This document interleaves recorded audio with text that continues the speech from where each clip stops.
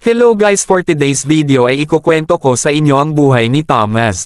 I'm the Jade Slayer, master of pain, and the beast of vengeance.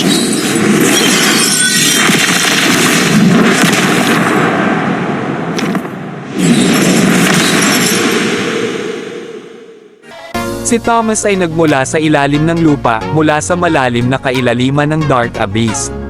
Siya ay isang mataas na general ng demonyong lahi na tinatawag na Abyssal. Kilala siya bilang King of Fire Demons, at siya ang pinakamalakas at pinakakilalang mandirigma sa kanilang lahi. Mula sa murang edad, ipinakita na ni Thomas ang kanyang lakas at tapang, na naging dahilan upang siya ay maging pinuno ng kanilang hukbo.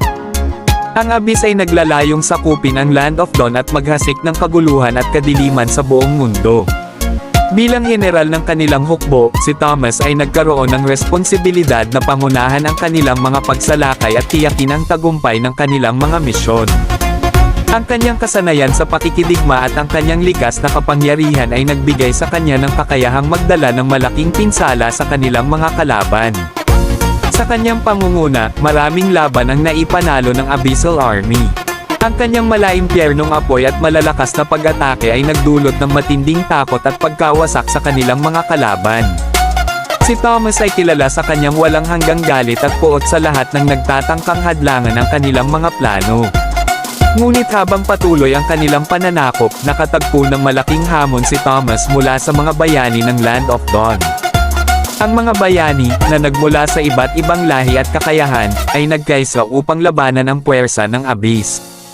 Ang kanilang tapang at pagkakaisa ay nagbigay ng matinding laban kay Thomas at sa kanyang hukbo. Sa kabila ng mga hamon, hindi nawala ng pag-asa si Thomas. Patuloy siyang nakikipaglaban at nagpapakita ng kanyang walang hanggang determinasyon na magtagumpay. Ang kanyang layunin ay manatiling tapat sa kanyang mga pangako sa Abyss at tiyakin ang pagkawasak ng Land of Dawn. Sa bawat labanan, lalo pang tumitindi ang kanyang galit at kapangyarihan. Sa Mobile Legends, si Thomas ay isang fighter na kilala sa kanyang kakayahang magdulot ng tuloy-tuloy na pinsala sa kanyang mga kalaban. Ang kanyang pangunahing kakayahan, Molten Sides, ay nagbibigay daan sa kanya na maghagis ng kanyang mga armas na bumabalik sa kanya, na nagdudulot ng sunog at pinsala sa mga kalaban. Ang kanyang ultimate skill, Coterent Inferno, ay nagpapalakas ng kanyang sarili na nagdudulot ng karagdagang pinsala sa bawat atake at nagpapagaling sa kanya ng isang bahagi ng kanyang buhay sa bawat pag-atake.